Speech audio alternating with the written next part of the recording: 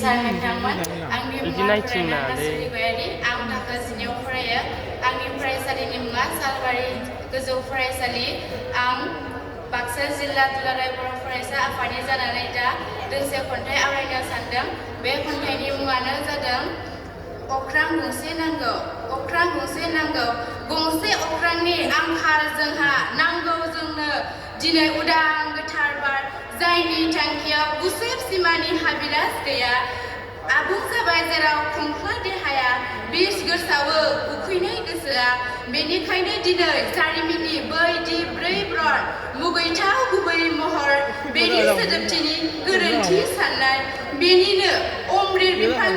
बिफाङाव बिसनि फिथाइ बेनि फिन साजाखौ नेवसिनायनि मा राहा दं गावनिनो आथिं गासोमनायाव अपेनिस बाइबेल कराननि गोग्गो दैया गुबुंले जायोब्ला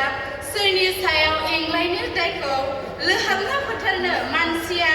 गोनो गोथो रुगुङाव गसंना अराय उदांस्रि अनफावरि गोसोनि गुफुर दावथुआ हालाय हाफाय बिरबायब्लाबो